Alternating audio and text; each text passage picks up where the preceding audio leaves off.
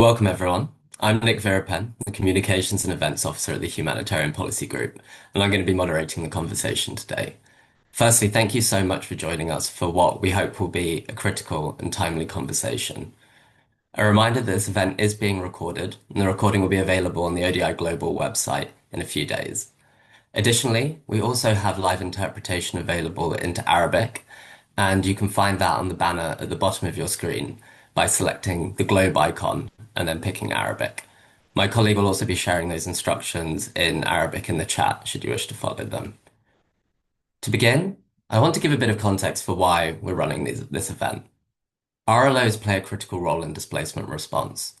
Their embeddedness in refugee communities, deep contextual knowledge, lived experience, and their role as advocates in national fora place them as central actors in displacement response. The international community cannot afford to sideline RLOs, and yet, as HBG's recent research into the topic demonstrates, they continue to be left out of international funding flows. Responding to this requires more than technical fixes, but rather reorienting the system to focus on building trust, fostering meaningful participation, and focusing accountability on communities affected by crisis and displacement.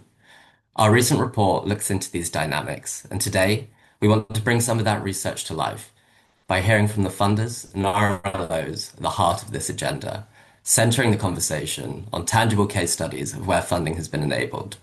You'll be able to find a link to download that report in the chat. And I'd firstly like to kick off with Caitlin Sturridge, who is the Senior Research Fellow at HBG and co-author of the report, who's going to run through the current funding landscape for RLOs and explain how it's changed over the past 2 years. Over to you, Caitlin. Thanks, Nick. I'm going to hopefully share my screen with you now, and then move everything back over. Sorry. There we go.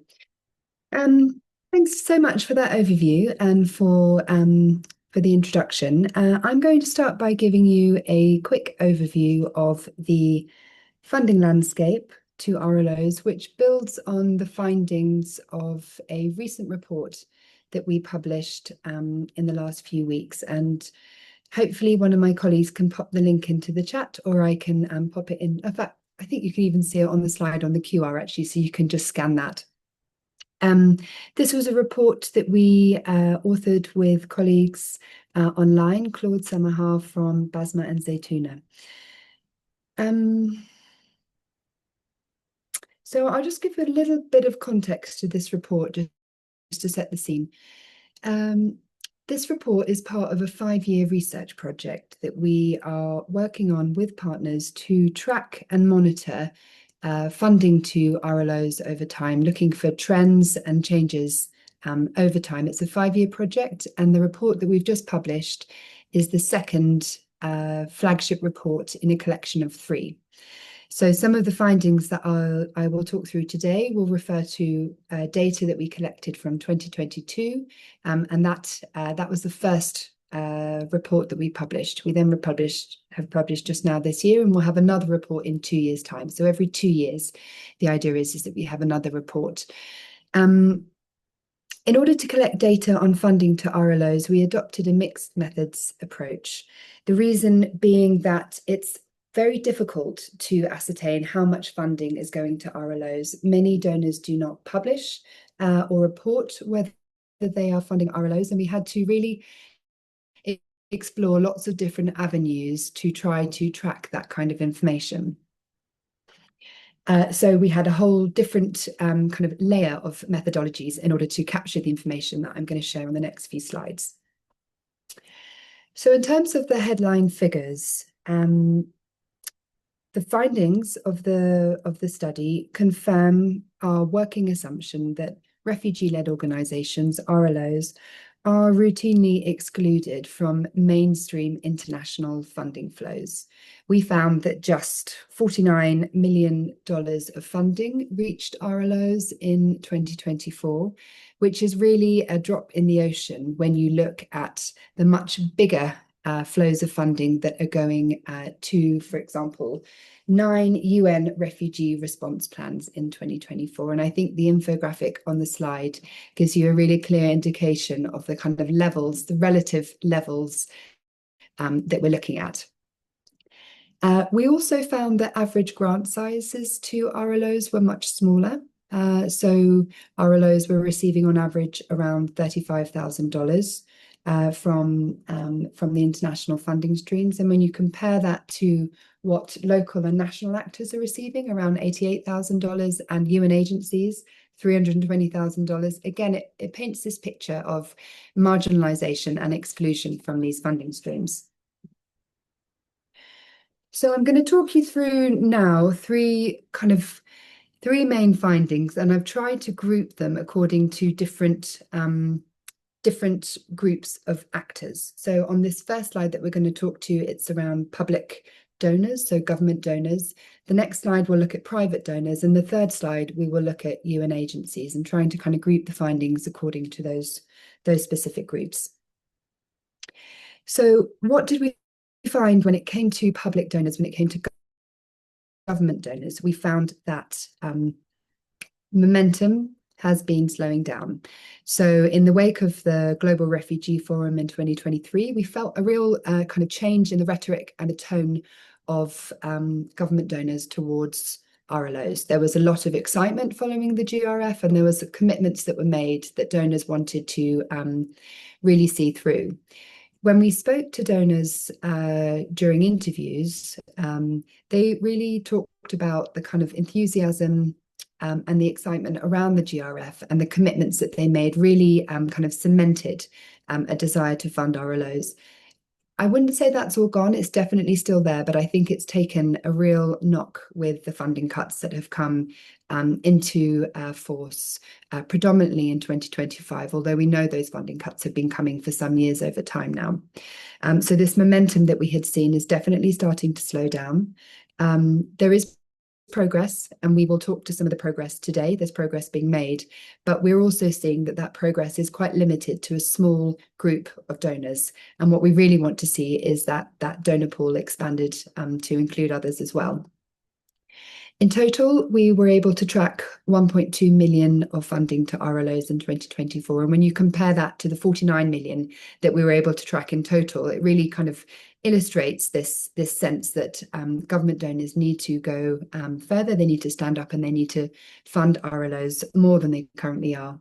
The key message, I guess, that came out from our report is that that public donors have not gone far enough, and that there must be an urgent increase in the quality of funding to RLOs. We also looked at private donors and their role in the funding streams to refugee-led organisations. And you can see from the figures on this screen that they're making pretty good progress, better progress than some other groups of donors. Over $25 million of funding reached RLOs from private donors, and that's a really impressive amount.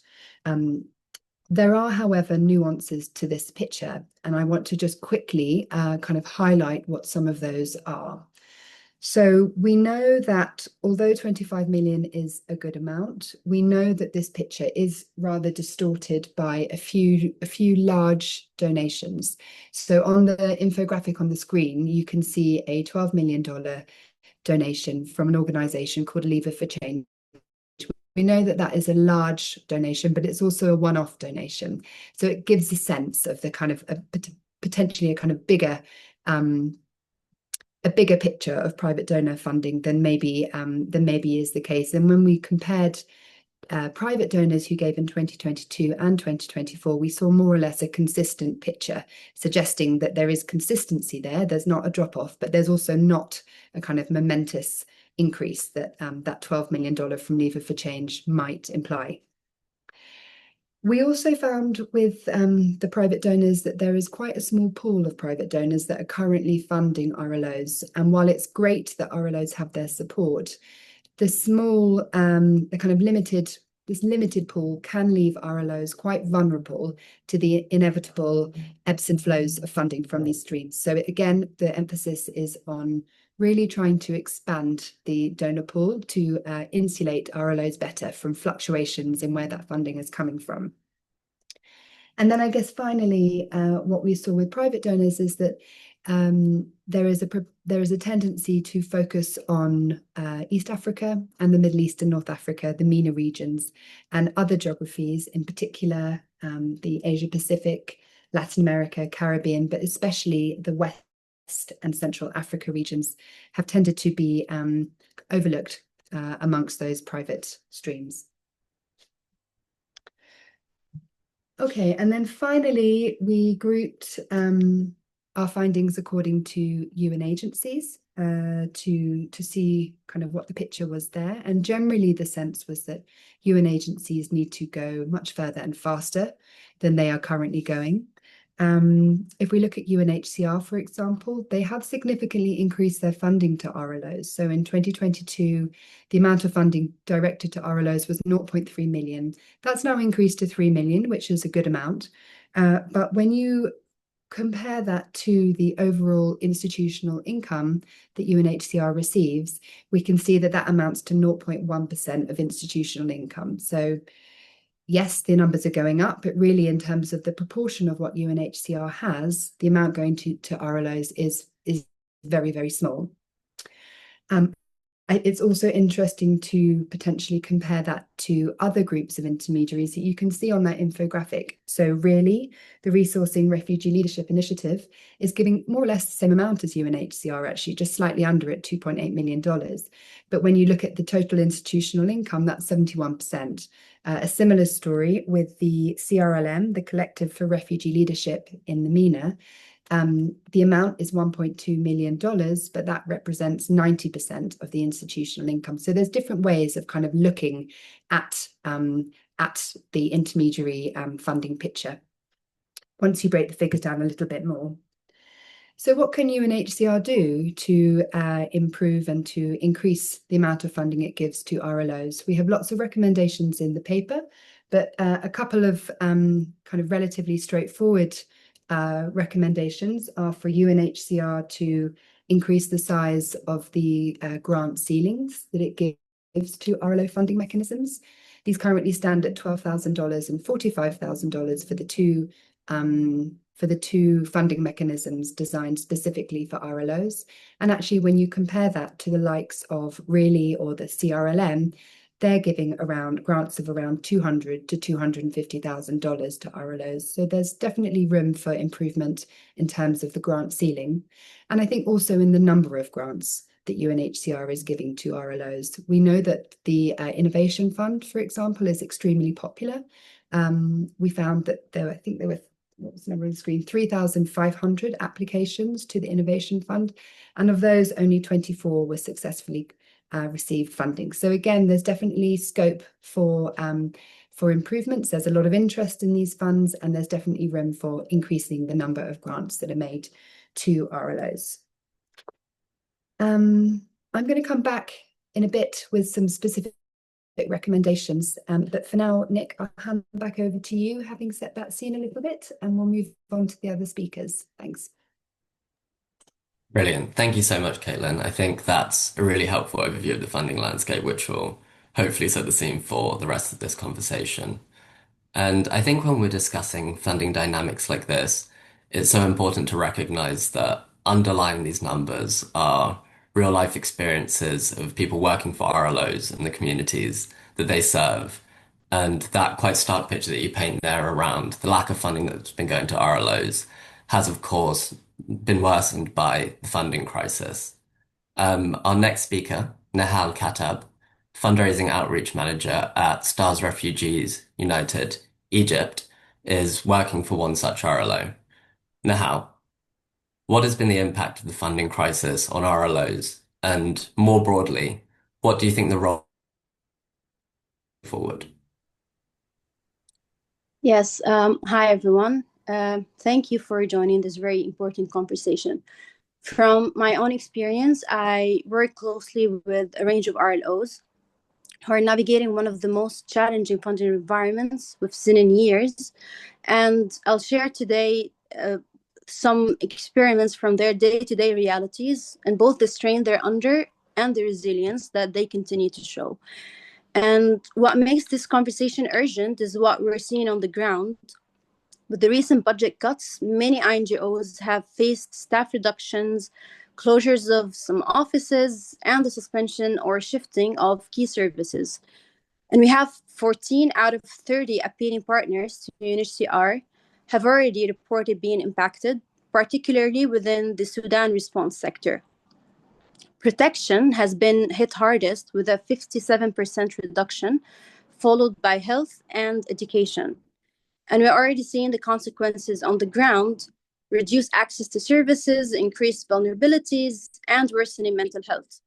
By May 2025 alone, an estimated 5,000 refugees had been affected, and that number certainly has grown since then. Mental health support has seen a 40% reduction, housing assistance, a 45% reduction, and case management capacity has dropped significantly across large INGOs. In child protection, the percentage of children who can access services has fallen from 58% to 36%. And as of October 2025, half of refugee children and youth up to age 24 are estimated to be out of school. And even if in our organization, the numbers of people approaching our services has doubled daily. So the question is, when formal services shrink this dramatically, where do people go? And the answer is consistent. They go to the organizations whose doors remain open, to RLOs. And we're seeing many RLOs with long lines out the door. Some are screening over 200 people a day. Some stay late into the night to make sure that people aren't turned away.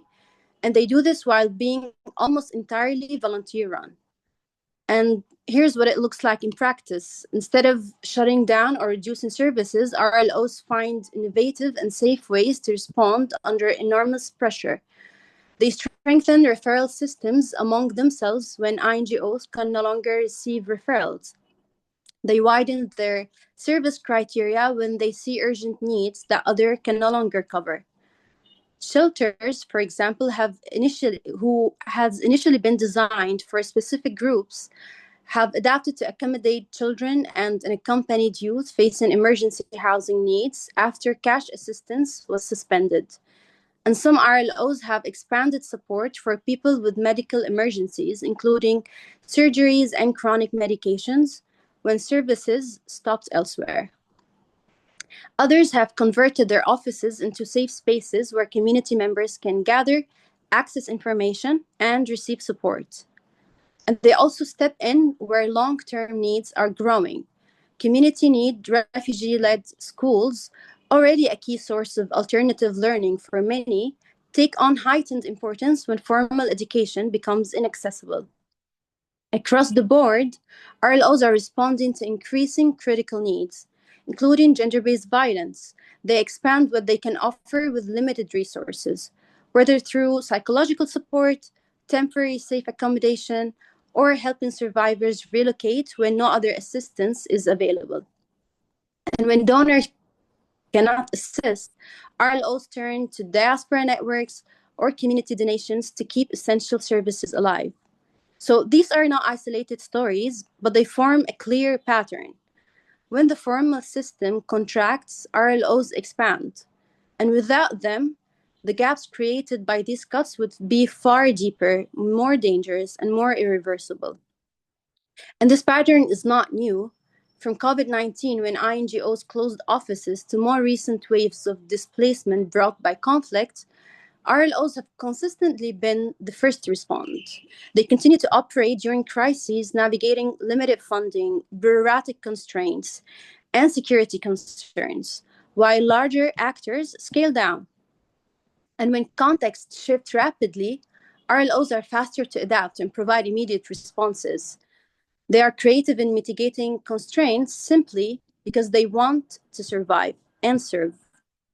So imagine a world without RLOs. Who would bridge these gaps? Who would provide immediate support? And who would translate community needs to the wider humanitarian system?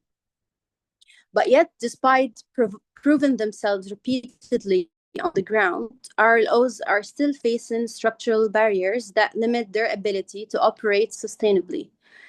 Whether registration and legal status restrictions, due diligence processes designed for large organizations, reporting and compliance requirements that assume access to resources that they don't have, and lastly, competition with much larger actors for shrinking funding pools. So RLOs are basically asked to do more with less, and then asked to compete for the limited funds they need to continue doing so. So this moment should encourage a shift from seeing RLOs as risky recipients to recognizing the real risks of not funding them. So if the question is whether RLOs can manage funding, then the answer is clear. If they can implement activities, collect information, and respond to crises effectively, they can also absorb funds and succeed.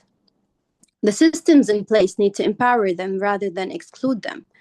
Funding requirements must adapt to the unique nature of RLOs, helping them navigate restrictive environments. Including funding to RLOs in donor proposals should be mandatory, ensuring meaningful participation and treating them as equal partners, not passive implementers. So, what should RLO's role be going forward?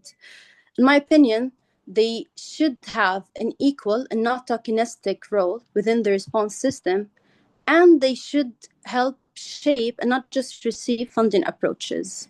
So supporting them effectively is not just about increasing the funding volumes, but it's about rebalancing relationships in a way that recognizes mutual dependence.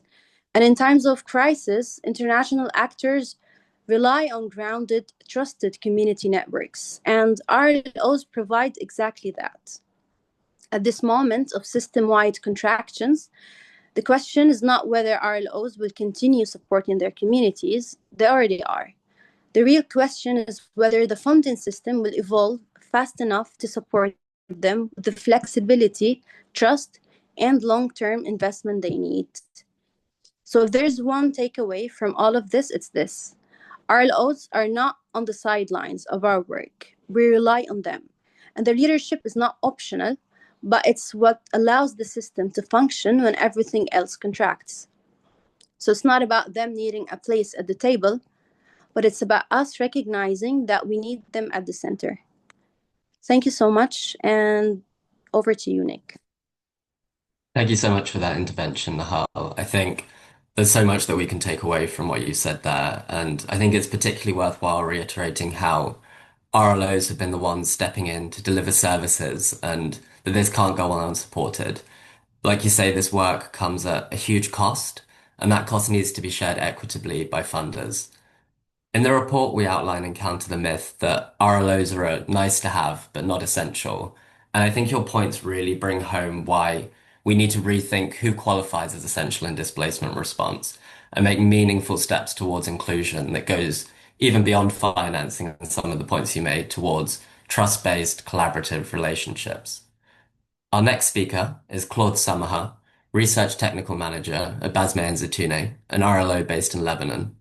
Claude was a co-author on the report and was involved in a lot of the primary data collection. So I'm going to hand over to you next.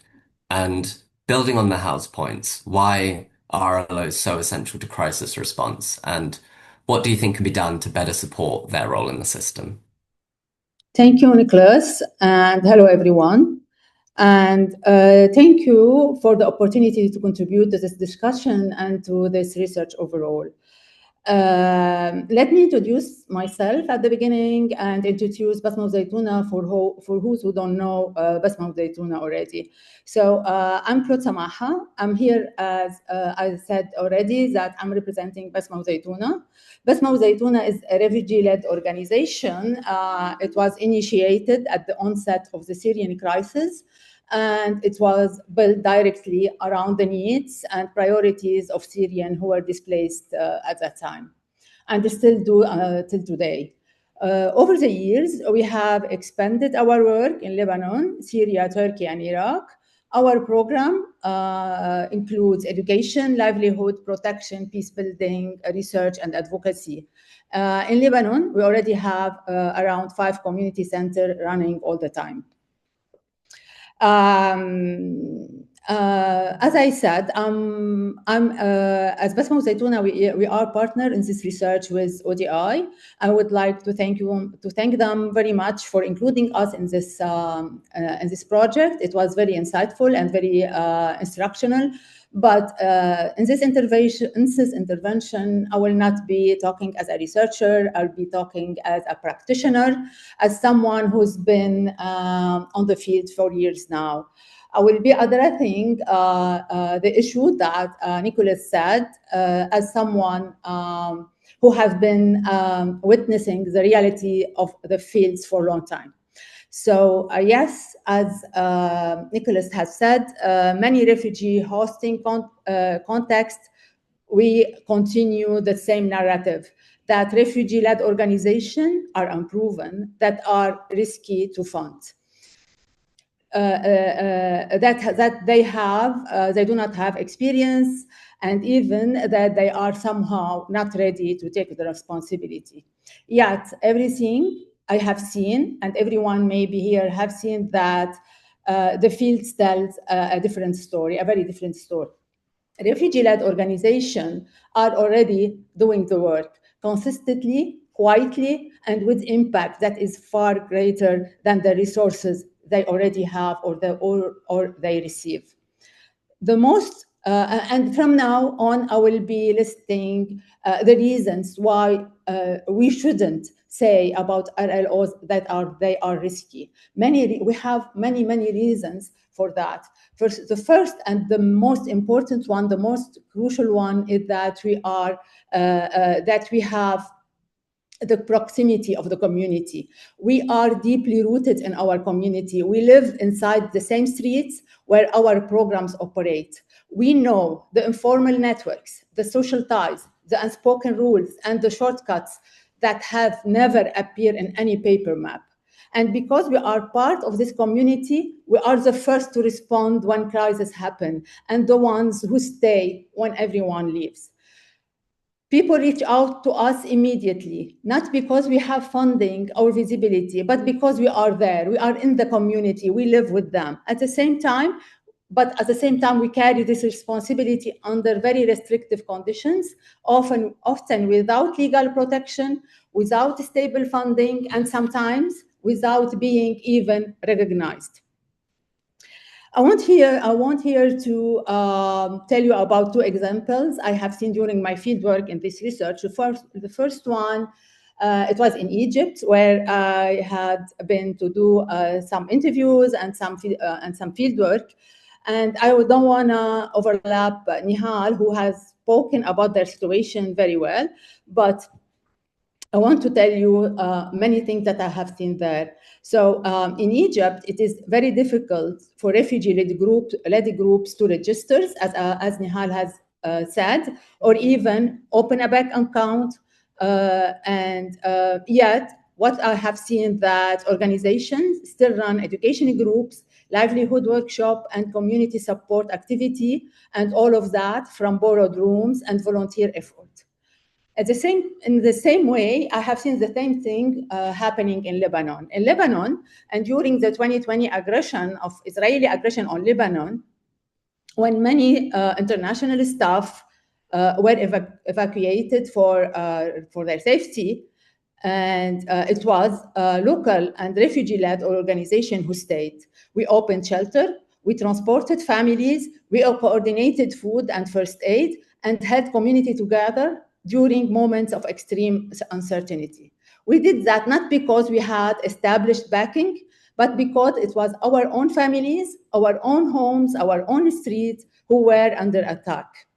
In addition, what we have been, one of the other reasons I want to mention here that many RLOs, as we may see a huge range of RLOs, from women-led, youth-led groups, disability-focused initiatives, and all types of protection and community organization. What unites us in all of this is our holistic way of working. Many RLO support entire family rather than treating people as unique categories, because the needs of parents, children, and caregiver are deeply connected and cannot be separated in real life. This holistic approach makes our support more relevant and strengthen accountability to the community we serve and we live in. As I mentioned as well at the beginning of this presentation, we have centers across Lebanon, and as well many of the RLOs I have met even in Lebanon, Syria, or in Egypt. And our center function as safe spaces, informal education places, playground, counseling rooms, and places where men, women, and youth can voice their needs openly and safely. No one needs to wait weeks for an appointment. Doors are open, services are accessible, and support is immediate. And when the support is not available, we do our best to refer to other organizations. Even with all the works we are doing, the humanitarian system still treats us as risky. Some treat us as something optional than essential. Funding rarely reaches RLO directly, and when it does, it is short-term, heavily restricted, and far from enough to ensure real sustainability, because they consider us as risky elements. So this is not effectively about the quality of RLOs. It is about the system that was never built with us in mind. Because of that, we end up with a strange situation. RLOs are giving more tasks, but no more power. We are invited coordination meeting, but often there is no translation, no support, no real influence. We are expected to participate, yet we're not protected. We cannot go. We cannot. We cannot. In many places, just speaking publicly or being visible as RLO can carry legal or personal risk. The real risk, therefore, is not funding RLO.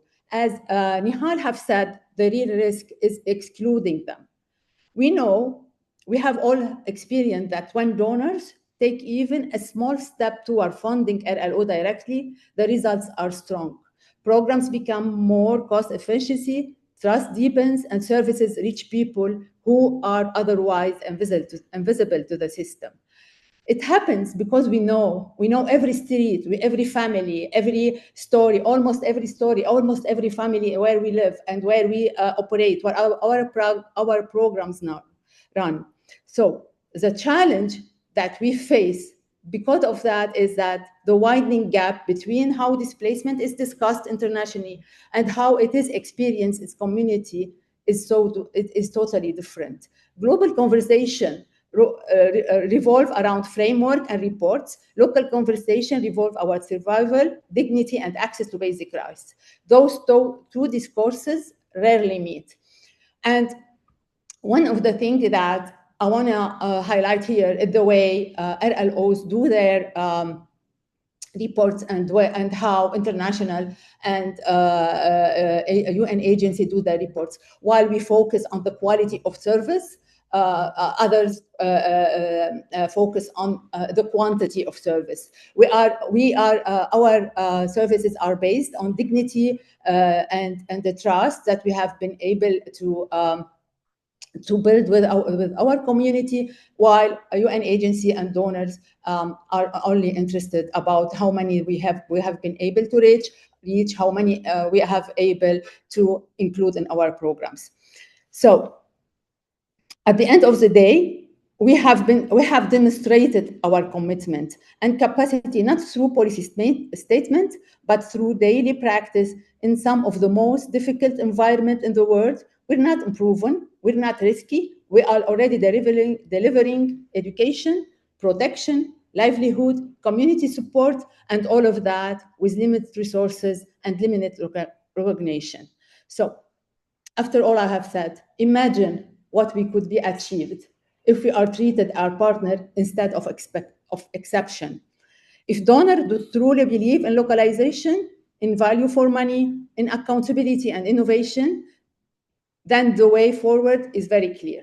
They have not to consider us as risky investments. They should invest in us and fund us We are already doing the work. We are the closest to the community, and we can deliver even more when that support finally arrives. I can talk for hours about this. It's a subject that I can discuss for days even, but I will stop here and end with this, that I hope that together UN agencies, international NGOs, RLOs, government, and all of us can change that narrative and give credibility to those who are already doing the work. Thank you, and over to you, Nicholas. Yeah, thank you so much for that intervention, Claude. I think, speaking on behalf of the audience, I think we'd all be happy to listen to you talk for hours about that because, yeah, I think you've painted there a very clear picture of the diverse work that RLOs do and the position that they have within their communities, which allows them to do that work. And some of those points you touched on there around the ways in which RLOs kind of prioritize their work and what it is that is the motivating force for it, I think really ring true. And I think you've also painted a very clear picture of the distinct and unique barriers that RLOs as organizations face and the risks that they have to face in carrying out their work. And I'd also really like to re-emphasize that point that you made around the distance between some of the conversations in the international community and in refugee communities. And I agree that it's so important that we start to work out ways to bridge that distance and to start to kind of speak in a common language. But yeah, thank you so much for your intervention. Thank you, Nicholas. Um, we're now going to be moving on to the funder's perspective. And as many of you know, the funding landscape is undoubtedly complex. There are multiple funding modalities, different contexts in which those modalities might be most appropriate, and a whole host of internal regulations and constraints to navigate. And yet, despite these challenges, several funders have made progress in directing funds to RLOs. In the report, we dispel the myth that RLOs are too difficult to fund by pointing to the plethora of initiatives out there already that are making progress. And I think this isn't necessarily about building radically new programs, but supporting some of the projects and funding modalities that are out there already. We're going to be hearing from three funders, but first I'm going to turn to Afia Edelstein, Program Manager at the FCDO on their Global Compact on Refugee and Migration Program. Afia, what has been your experience as a funder supporting RLOs? Thank you, Nick, and thank you for having me today. So I guess I will start with a bit of background on our Meaning for Refugee Participation official journey. It all really started with the Global Refugee Forum in 2023, where we signed on to the pledge to promote meaningful refugee participation. Since then, we've been making a concerted effort to figure out how best to do that from our side. What we did was we partnered with the Asia Pacific Network of Refugees, an RLO and intermediary who operate in the Asia Pacific region. We had a small call for proposals, and they were the ones we decided to work with. We've funded with a few strands of work with them. First of all, we've provided them with unearmarked funds to use for their own capacity building, which is what we understood to be a very important principle of MRP. We've also contributed funds to the Refugee Leadership Alliance Fund, which is a fund that provides grants to RLOs. And we also, to us, the most significant thing that we funded with them is MRP training. APNOR have delivered training to us at FCDO on what MRP is and how best to implement it. And that was last year. And this year, they are also doing the same thing with colleagues in another government department who are working on refugee integration in the UK. Because, of course, FCDO, the Foreign Commonwealth and Development Office, we work on overseas, and other departments are in charge of working with the refugees in the country. We didn't have really any major issues with funding APNOR, but that was because they are already a well-established, well-organized RLO. They've been around a while and they've had the time and the resources to build themselves up. But we have, through working with them, understood what could have been the blocker. As I said, APNOR were already very professional and set up. They knew how to approach the proposal. They knew what to say. They could pass easily our due diligence, reporting. They were already capable of doing that. Other RLOs were not just as well set up or professional in the way that you would expect approaching this sort of thing. I'm not calling them unprofessional, just they didn't know the right language that is expected of them in this scenario, which is why funding for capacity building is so important and why we're happy to be funding APNOR's capacity building. And we're also funding APNOR's support to other RLOs for capacity building. It is a very important bit of our work that we're very proud of. What could have been an issue for us in funding RLOs is, first of all, we don't have the capacity to fund and manage a lot of small grants. Not a lot of RLOs might be set up to take on multi-million or hundreds of thousands of grants. They might not, and even if they are, because many of them are, they might be very specific in what they're delivering in their area of expertise. And we at FCDO don't usually put a lot of the bigger funds into very specific initiatives. So even those RLOs that can take on these larger grants might not be delivering what we expect from that amount of money. And there's also the financial issues. I think it's been mentioned earlier, bank accounts. Some RLOs have struggled with the financial side of things just because of restrictions put on them by the countries they operate in. APNOR had the expertise to pass the money on to the sub-grantees, the fund grant recipients who struggled with that. We don't have the knowledge on how to deal with that, nor the capacity, again, to deal with a lot of small funds that might struggle. That's why these intermediaries or larger funds are so important to donors like us, because as much as we might want to be able to do all of this, we just cannot, whether it's our own restrictions and bureaucracy or it's just our capacity. So working through an intermediary has been extremely helpful for us in our mission to fund RLOs. Of course, APNOR being an RLO itself. So we did manage to do some direct funding. Then this funding, again, can help with the capacity issues of the RLOs because they might have limited visibility of calls for proposals. They might struggle applying effectively to them because, again, expectations are quite rigid often, which is another issue that I know has been discussed in this space about how to make these calls for proposal more accessible, language translations, all of that. So working through an intermediary can help because they can sometimes help those smaller RLOs fit the criteria that we're looking for and work with those until we can hopefully reform them a bit and make them more accessible without them.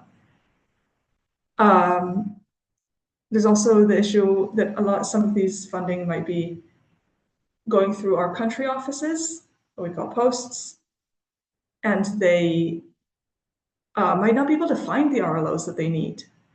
Visibility is a big issue, needing to find what RLOs are operating in your country, which ones are specifically working on the area that you're looking for, whether it's education, social services, whatever it may be.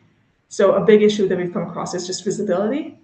And now we've come to find out that UNHCR has a very handy dashboard that's going to self-reporting from RLOs. But we only found out through APNOR. I don't know if we would have been able to find it without, and you have to request access. So I'm not even sure if you could find it if you Google it. So that is an avenue we're looking at for our organization.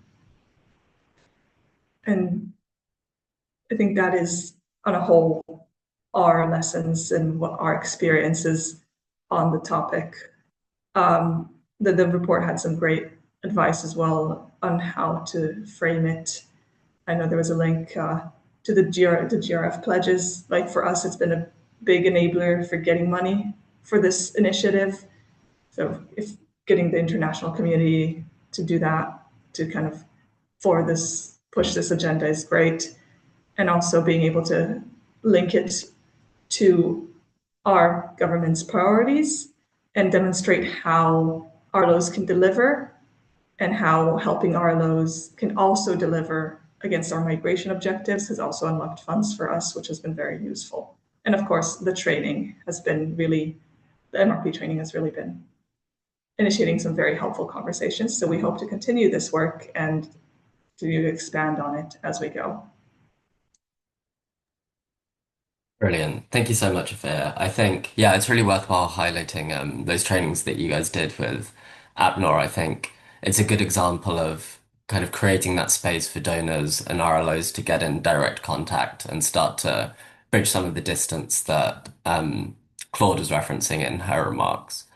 And I think it's really important to reference, as you mentioned, the diversity of RLOs that are out there with different funding ambitions and priorities depending on the context that they're working in.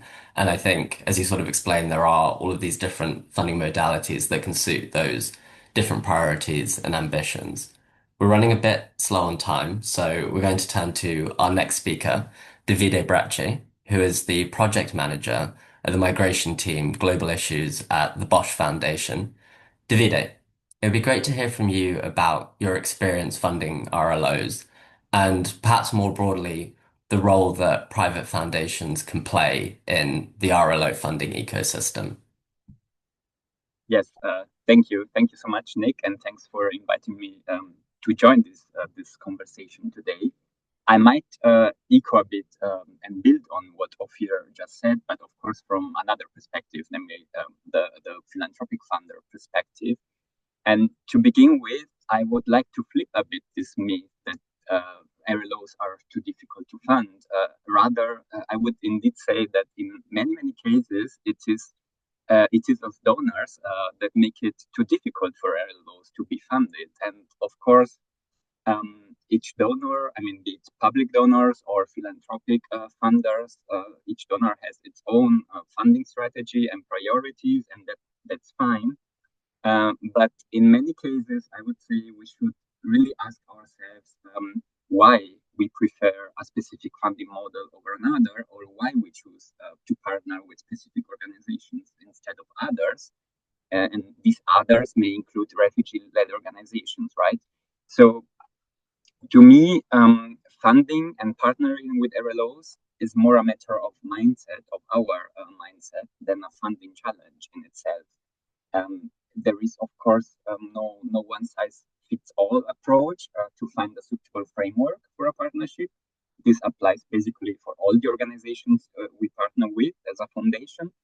And the main challenge, if we want to call it a challenge, when it comes to funding RLOs, might be that donors will need a bit more time to deepen the conversation with RLOs and also to understand how a specific RLO or how RLOs work and what their specific priorities are. But again, this is an issue of funders maybe lacking knowledge or needing to better understand the space they're not enough familiar with. And it's not a challenge coming from RLOs themselves. So we always try to find the funding modality that works best for the RLO partners we work with. And before concluding a funding agreement, and this actually applies to all our partner organizations, not just to RLOs, we always hold consultations, formal consultations to get to know our partners and how they work, but also vice versa. We give space for our future or tentative partners to understand how we work and what the requirements are. And this operation, let's say, might sound a bit trivial, but it is a simple and effective way to find good solutions for issues or for possible risks that stand in the way of more flexible funding. And of course, there are also challenges sometimes, and direct support to RLOs can be challenging for us as a Germany-based organization. because of course we work within the framework of our national charitable law. And here, echoing what Ophir also said, I'm thinking, for example, of smaller refugee-led initiatives or organizations that are strongly rooted in their own local environment, often, of course, in contexts that are quite different from our context, from the German one. And in this kind of cases, it might be best for us to establish relationships with RLOs through intermediaries or through pool funds. And again, this allows also us to partner with a larger number of organizations in contexts in which we're not always familiar with.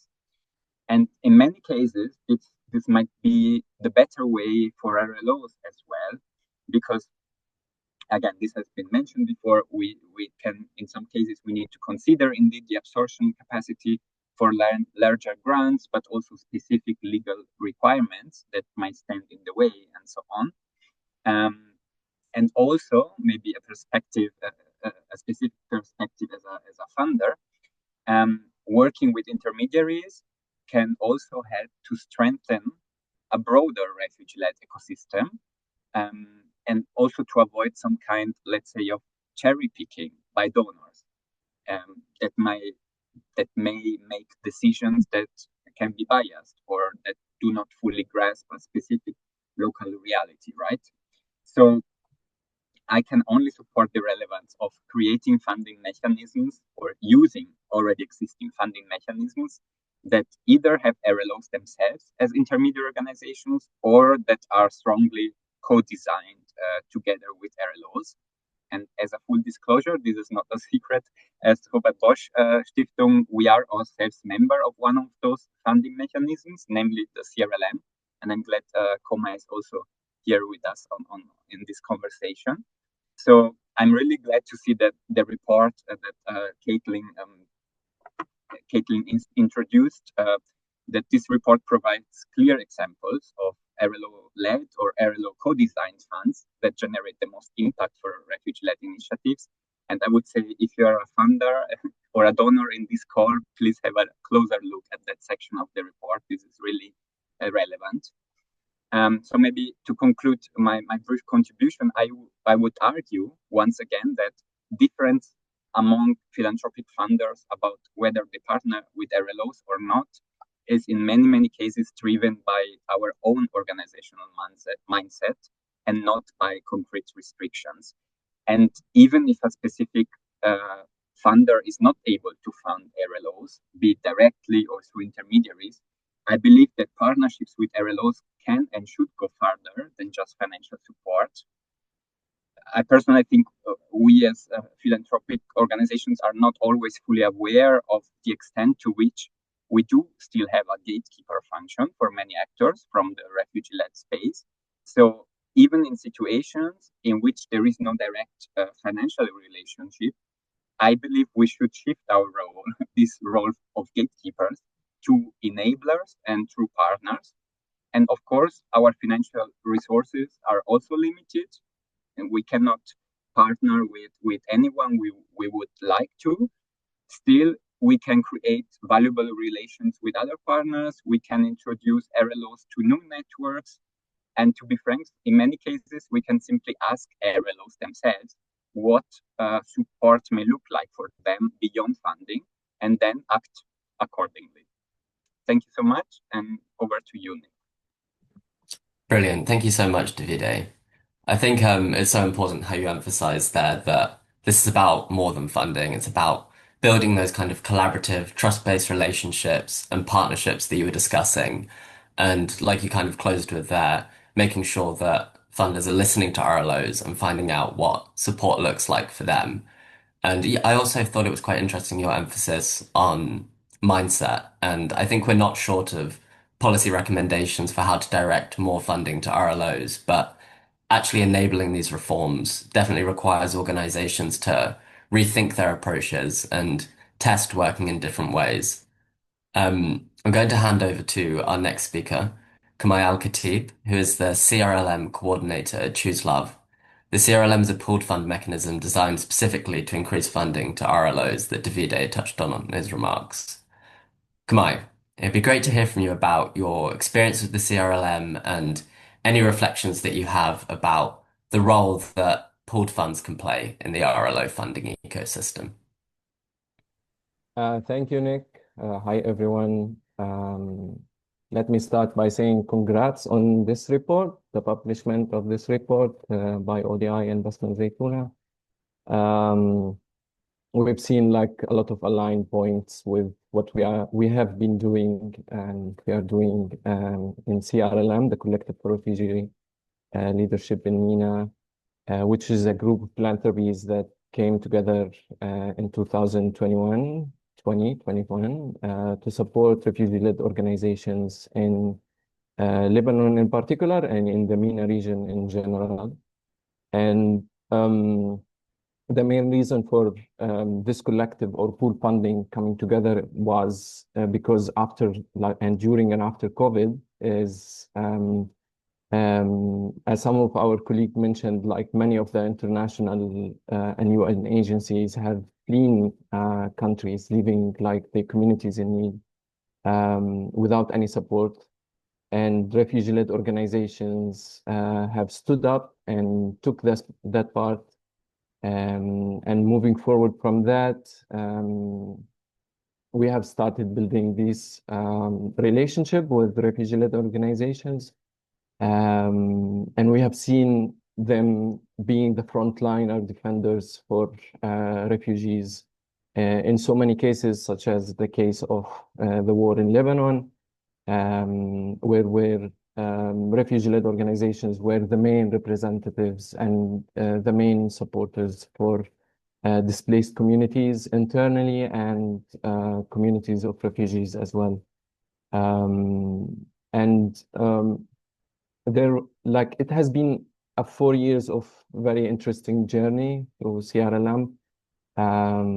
We have learned a lot from it. The main core, I would say, like key actions that we have took is to be as much flexible as possible, to work on what partners need and to be led by partners. And taking it from there, we have gone through a big journey of onboarding different scales of refugee-led organizations. Some of them were at the survivor basic base, and others were quite big and well established among the ecosystem. And this partnership has proven to be in so many ways challenging and requiring more capacity from our side to be able to support like the different scale, the variety of sectors that they are supporting. But at the same time, it was very interesting journey for us because like the main key was like first to take the initiative to support refugee-led organizations. And by that, as we mentioned, like stepping aside the risk mitigations that many foundations or donors have towards refugee-led organizations. And taking it from there, the flexibility around the funding and as well as the sustainability of the funding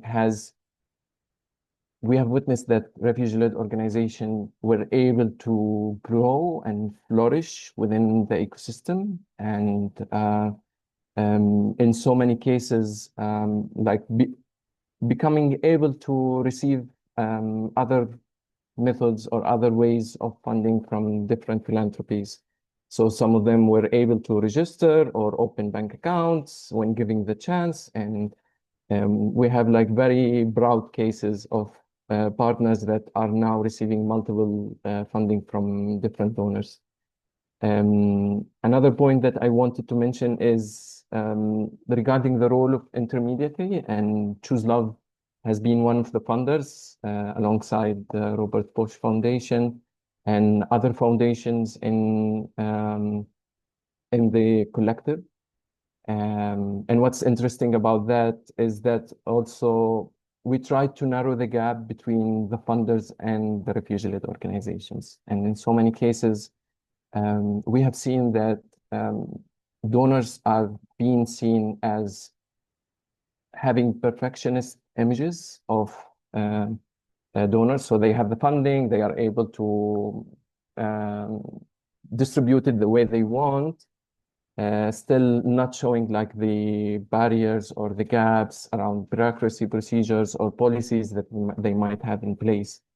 Um, and by bringing two elements together or two parties together, we were able to narrow this gap and present like a realistic image of donors as well as realistic image of refugee-led organizations. Um, and moving it from there, work together on how to establish and present like a different methodologies of funding that can support refugee-led organizations directly to the highest percentage of. And then in many of our work, we have like tried to emphasize the work of refugee-led organizations, and we have seen like very successful stories of partners being able to support communities in the moments of need. And that's like a methodology that we are going to continue advocating for and taking it from there towards realizing in the role of intermediary also the question of who and how. So who are we funding and how are we funding them? Um, and as well as like the methods of funding itself. So we are trying as much to um, give the highest percentage of the funding towards refugee-led organizations, so they would be able to support their communities better and provide like more solid solutions to the communities in need. As a result, we are in the fourth year of funding, and we are continuing very trusted partnership with our partners. And this partnership has proven to be growing and providing like more results that can be beneficial for either governmental or international donors to at least like take the first steps of shifting the narrative and changing this traditional method of funding to support refugee-led organizations. As my colleague mentioned, they are the best representatives of their communities, and they are quite involved and in the front line of defending refugee situations, as we see, like in general, in the international world, that there is a lot of anti-refugee campaigns, and this is an important factor to take into consideration advocating for refugee-led organizations.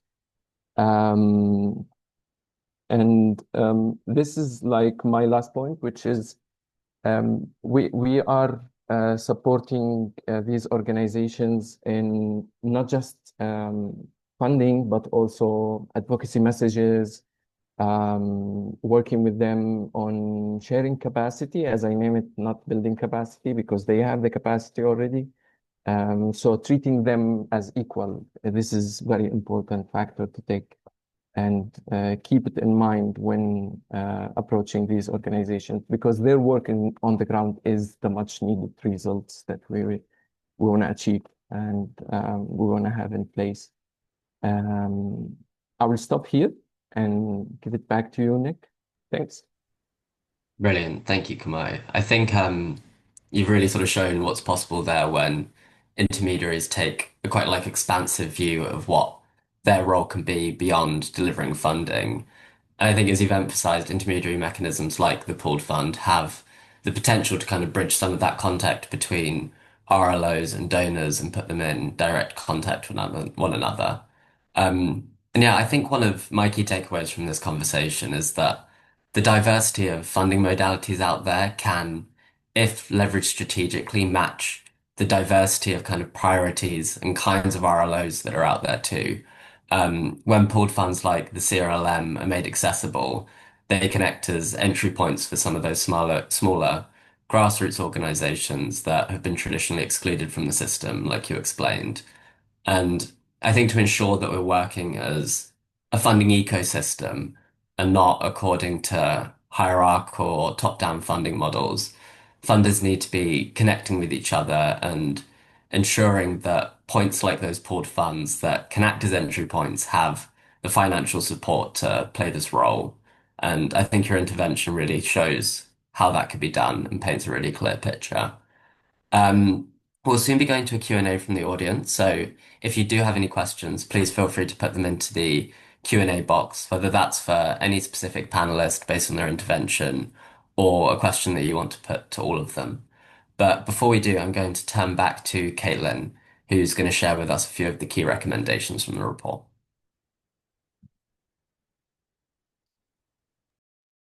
Thanks, Nick. I hope you can all see my my slides again. Can you see? Yeah, okay, great.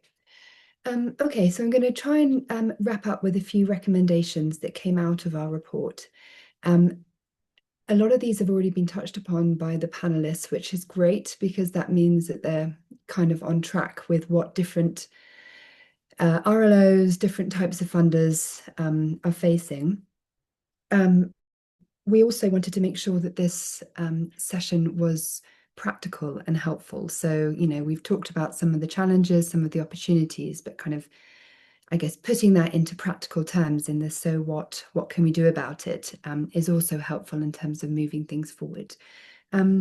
Before doing that, I wanted just to kind of ground the recommendations in the current funding environment for RLOs. And I know that Nahal and Claude have already talked about this to some extent in terms of the impact of the funding cuts on RLOs. And I just wanted to echo some of that with the findings from our paper and some of the conversations that we had with RLOs working in different parts of the world. We know that the funding cuts have been extreme and significant, and we know from interviews with RLOs that the impacts on their operations have been also extreme and very significant, particularly for some organizations. Some of the RLOs that we spoke to described losing their funding pretty much overnight without warning and had to make really difficult decisions around cuts to their staff, to their operations, to their programming. And I think, Nahal, you talked about this quite a bit as well. That has come at the same time that international actors have also experienced their own cuts and they're pulling back. And as they pull back, where are the refugees meant to go? They are increasingly going to RLOs. So RLOs are having this having to grapple with this tension of a growing caseload, more and more people coming to them for help just at a time when their funding is dwindling. How are they supposed to manage that? Another thing I wanted to stress is that the figures that I shared early on in the presentation, they're based on 2024 figures. So they precede the significant cuts that came into force in 2025. That tells us that the situation that we have described is likely to get worse. The funding landscape is likely to get a lot more difficult than the figures and the facts that we described kind of early on. So that's just something to bear in mind. And I guess with that context, what are aid actors meant to do about this? The main message that we need to, that our report demonstrates is that donors need to urgently increase funding to RLOs. That is the kind of the ultimate key message, and they need to increase quality funding to RLOs. There are lots of recommendations that came out of the paper and lots of very specific recommendations for specific groups of actors, and I'd recommend visiting the paper to kind of see the nuance and the detail of those recommendations. But just for this panel, I've tried to really focus on the ones that seem to be kind of the clearest and the most relevant to a broader group. And they're grouped according to donors and according to intermediaries. So two sets of recommendations for private and public donors, and this really builds on what has been said by different panelists already today.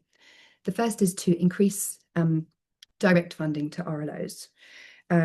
Private foundations are already doing this to a large extent. Most of the private funding that went to RLOs was made directly to RLOs. So we know that private donors are able to do this. When we speak with government donors, with public donors, we know that it's harder for public donors to fund RLOs directly. And we've heard this a little bit today as well in some of the interventions. We know it's harder, but we also know it's possible. There are governments, the UK has spoken, Canada also are making direct grants to RLOs. So we know it is possible. Those efforts and those energies should be scaled up and replicated. And it's particularly possible with RLOs that are larger. They are already tried and tested, so to speak. They have infrastructure and capacities in place to absorb large grants. And they're demonstrating this already through the grants that they've been receiving for some time, and also through the scale of the operations that they're able to implement. Where private and public donors are not able to are not able to provide direct funding, then our recommendation is that they invest in pooled funds that are led by refugees, or at least designed by and with refugees. And we've heard a number of those different organizations mentioned today. I guess one thing to say is that I want to differentiate a little bit between different groups of pooled funds. We've heard a lot recently about country-based pooled funds that are managed by OCHA in the wake of the humanitarian reset, and there has definitely been a shift in interest towards those kinds of pooled funds.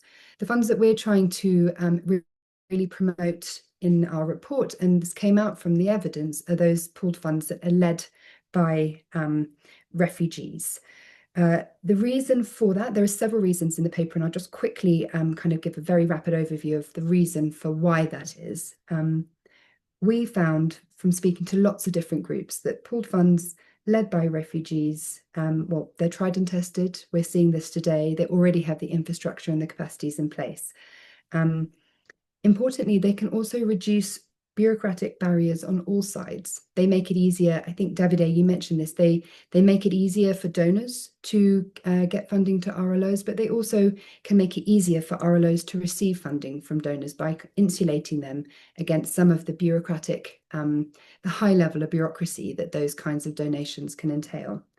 And I think importantly for public donors, but also for private donors wanting to channel funding to RLOs, these pooled funds that are led by refugees, they can guarantee that the funding will get to refugee-led organisations. They are a predictable direct channel to RLOs. Country-based pool funds can't offer that predictability in the same way. So those are the two recommendations for donors. For intermediaries, for NGOs, for INGOs, for UN agencies, our main message from the paper is to really function as a values-based intermediary. And in practical terms, that means many things, but in practical terms, that means very much cascading quality funding onto RLOs. That means funding that is flexible, that is multi-year, and is inclusive of overheads. A second recommendation for intermediaries is to partner with RLOs as standard practice in refugee settings. Claude, you talked during your intervention about the unique role that RLOs play in the places where they operate. In our report, we echoed this with the evidence we found around RLO's proximity to the communities they're working with, the flexibility that they offer to their communities, the trust that they have, the holistic nature of the work that they do, but also the value for money that they offer. There is no reason not to partner with RLOs in refugee settings. For all of these reasons, it's clear the logic is there, so they should be partnered with as standard practice in refugee settings. So to quickly sum up, some of the findings from our report, but also the recommendations, and really echoing what everyone has said today, we know that RLOs play an essential role in the refugee response. They are already stepping up to fill the gaps left by an international system that is scaling back. And donors need to recognise this. They need to scale up their funding. They need to mainstream the funding approaches that we're hearing about today. And they need to match the level of funding to refugee leadership that RLOs deserve. So thank you very much, Nick. I'll hand back over to you and looking forward to the Q&A. Brilliant. Thank you, Caitlin. We've got about 15 minutes left in the meeting, and we've had a couple of questions come through in the audience. I'll start with, we have one question here from Howard, and he's asking, would it be useful to explore further the different strengths of, for example, UNHCR support to RLOs in contrast to solidarity and faith-based NGOs that have multi-year partnerships with RLOs? Say he's suggesting maybe UNHCR is stronger in some aspects, e.g., plugging into RLOs into refugee response coordination, whereas RLO platforms and INGOs with long-term partnerships supporting RLOs have different complementary strengths. So yeah, I don't know if anyone has any reflections on that complementarity point and where different actors in the system are sort of best placed to direct more funding to RLOs.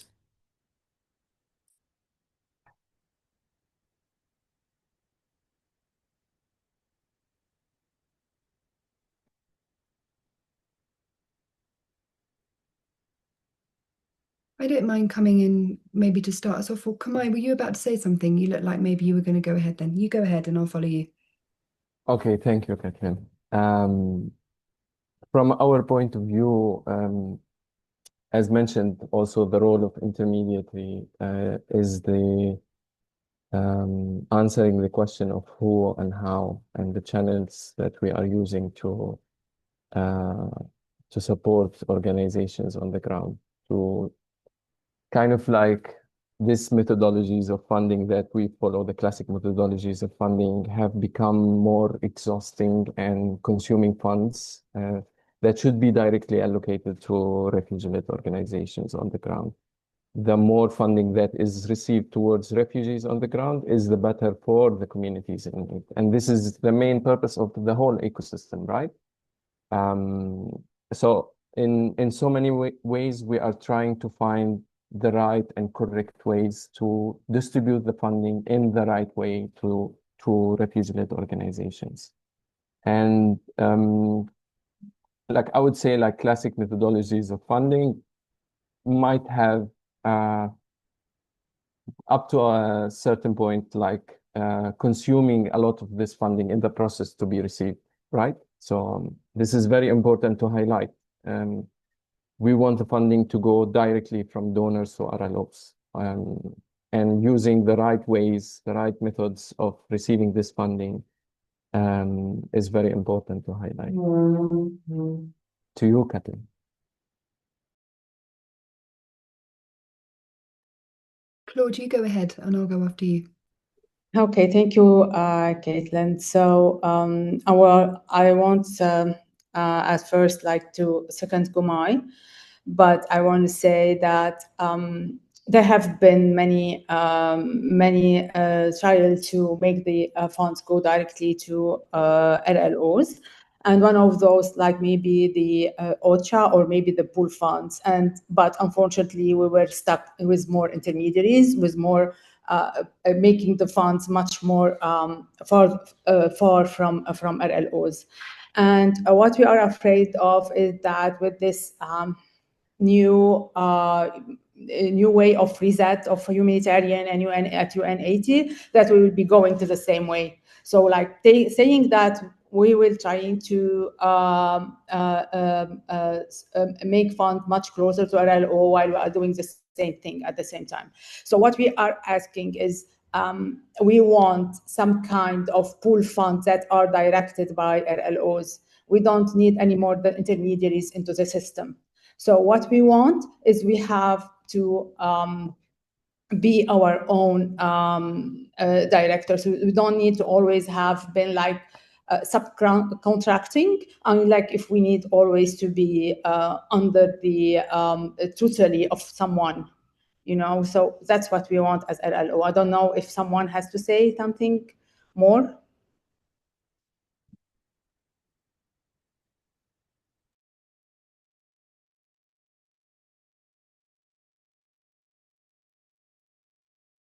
Oh, I'm very sorry.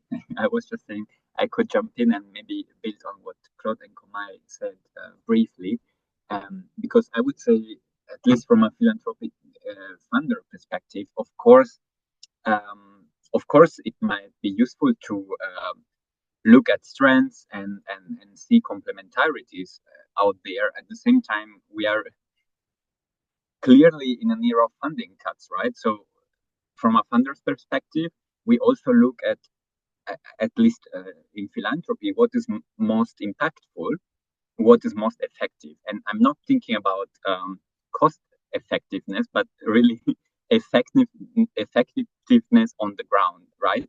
So we see the report shows this also clearly, not just the report, but also the work of RLOs, that funding RLOs directly or using mechanisms that are really co-shaped by RLOs, these are the best tools if we want to enable RLOs to do their work. So for me, it is, let's say, in this specific environment, so to say, the best way or the most clear way to proceed. And of course, there will be complementarity. From my perspective, it is not about totally dismantling a system, but to find the best solutions and to see what works best. And in this case, I would argue funding RLOs works best. So we should support this.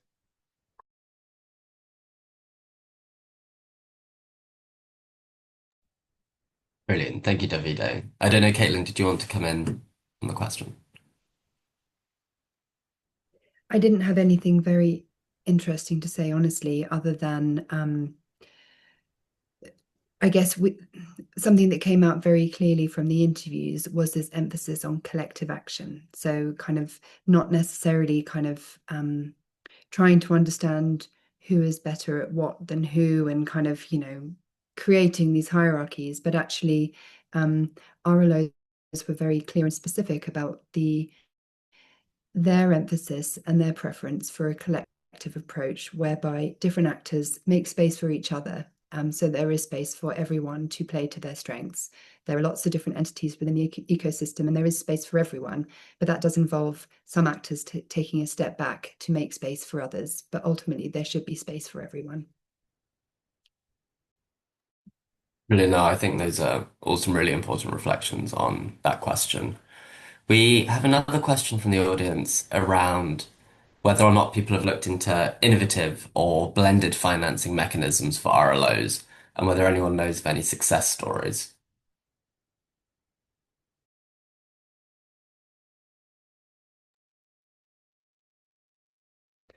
I can jump in there. We didn't really look at that. We focused kind of more broadly on the kind of mainstream international funding flows. I did check in with my colleague when I saw that question, and he said that actually there's very limited data available on innovative, well, not on the blended financing structures within the humanitarian system. Maybe that's a topic for a future research, but we didn't focus on that specifically. No, brilliant. Okay, thank you. Um, Another bit, perhaps this is a good question to ask you, Kamai. Someone here has asked what would be needed to scale pooled funds like the CRLM that are focused on directing funds to RLOs. What are the barriers to scaling, and what can other actors in the system, like government donors and philanthropies, do to support them? Yeah, thank you, Nick. Thank you for the question. So it's the core of the real question we say, right? Like why and how can RLOs be funded by governmental donors and funders internationally? And I think like this is one of the most important steps that international donors should take at the moment, which is like to step away from the bureaucracy procedures that they are following, and in so many cases, the obligation that they mention to the taxpayers. Whereas we, in the humanitarian sector, are seeing like all people are human, and we need to support all different people that are in need, either in one location or another. And this is very important to highlight. Um, Regarding pool funding, this is one of the methods that has been successful so far. We have seen so many results out of it. We have seen that we were able to direct funding to organizations that were not registered. We took the risk and we accomplished like very decent achievements together with the refugee-led organizations. They are now, they have developed policies. They are following the international standards to receive funding. So these are success stories to be seen, and they are legally available in in the countries, especially in Lebanon, in CRLM case, where in so many cases where there were like hate speech and anti-refugee campaigns against refugee-led organizations or against refugees in general. But still they were able to register and present themselves and be able to like even lead a different movement towards supporting their communities. And they are expanding now, not just to like, for example, in the case of war, we have seen that refugee-led organizations are also supporting the local displaced communities. So they are a huge factor that is playing an effective role. And in so many cases, like they can stand in support with the governmental role. Brilliant. Thank you, Kamai. I think we probably have time for one more question, maybe. And there's a question here about the connection between this agenda and broader kind of localization conversations like the grand bargain and conversations around shifting the system in the humanitarian reset. And it's specifically for Claude and Hal. What are the priorities that you would like to see from agendas like the humanitarian reset and grand bargain?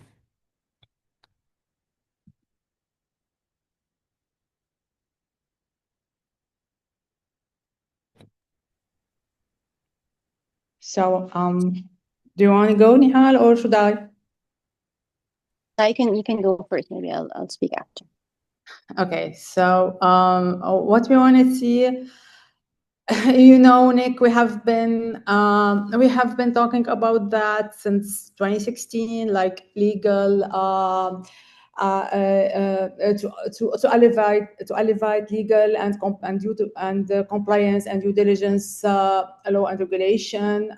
We have also like direct funding and all of that, and we still are saying the same thing now. But what is more important is that we need action. We have to stop like about reports, about numbers, about metrics, and about all that. What we need is a real action. That we want, what we expect from all the meetings from now on. We have enough of capacity building, as Komai has already said. We have enough of meetings, of attending meetings. Sometimes even we attend meeting, we have no influence in that. So what we need is action at the moment.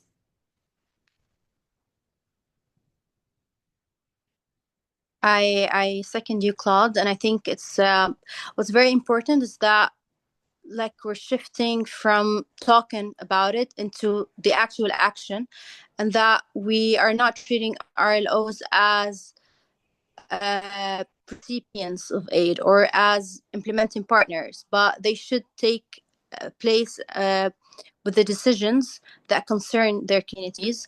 They should lead on the projects that they would implement. And as you said, also, I totally agree on the capacity building.